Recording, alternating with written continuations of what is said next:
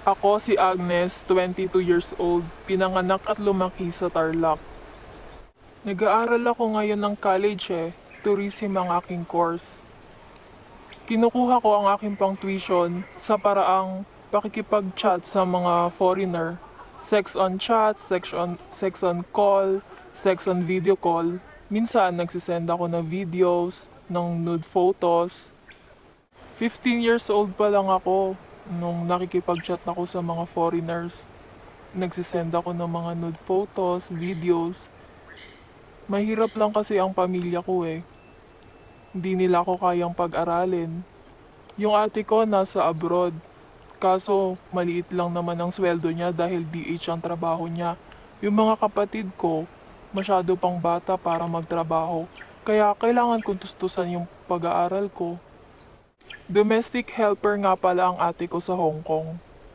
15 years old ako nung naalis ang aking virginity. May nakakachat akong puting Amerikano. Araw-araw kaming magka-chat. Hanggang sa hindi tumagal, nag-decide siyang pumunta ng Pilipinas. May nangyari sa amin. Binayaran niya ako ng $200. Malaking pera yun para sa akin.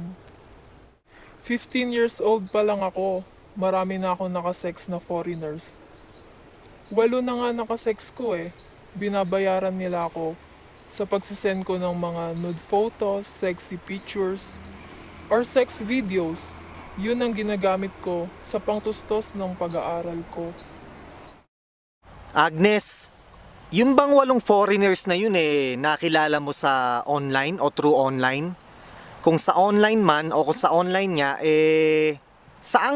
saang sites? Oo, sa online ko sila nakilala. Nakikilala ko sila sa mga online dating apps o kaya sa Facebook. Agnes, alam ba ng mga magulang mo yung ginagawa mo?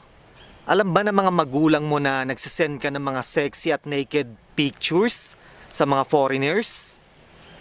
Oo, alam nila. Alam nilang nakikipag-chat ako sa mga foreigners. Alam nilang nagsisend ako ng mga sexy pictures, nude photos, or videos. Mahirap lang kami Yun yung ginagamit kong pangtustos ng pag-aaral ko. Wala silang magawa kasi mahirap nga kami. Yung 8 foreigners na nakasex mo na, alam ba ng mga magulang mo yan? Hindi. Hindi nila alam yun. Ang alam lang nila, nakikipag-chat ako sa mga foreigners at nagsisend nga ako ng mga pictures or videos.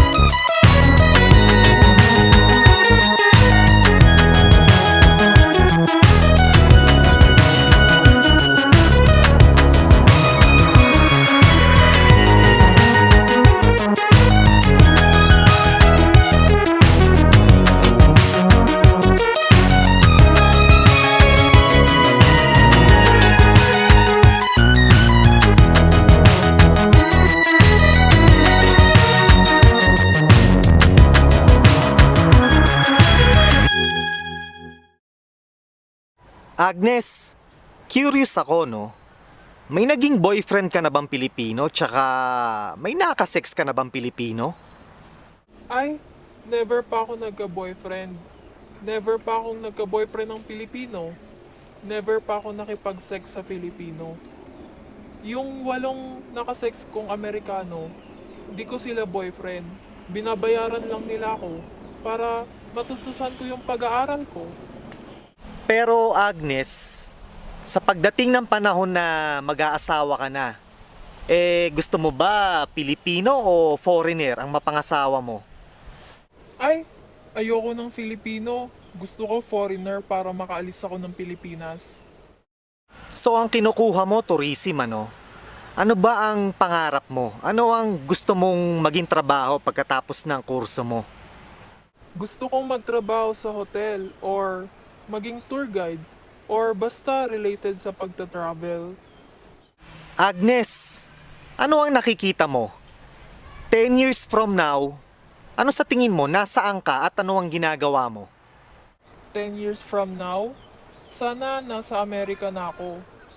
Sana nagtatrabaho na ako doon sa isang hotel or kahit ano basta related sa pagta-travel. Di ko kasi nakikita yung sarili ko dito sa Pilipinas na nandito yung kinabukasan ko. Mas nakikita ko yung sarili ko na nasa Amerika.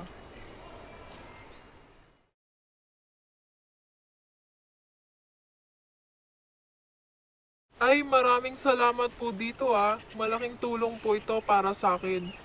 Pwede ko po itong pandagdag sa tuition ko or pambili ng gamit sa eskwela. Maraming salamat po ulit.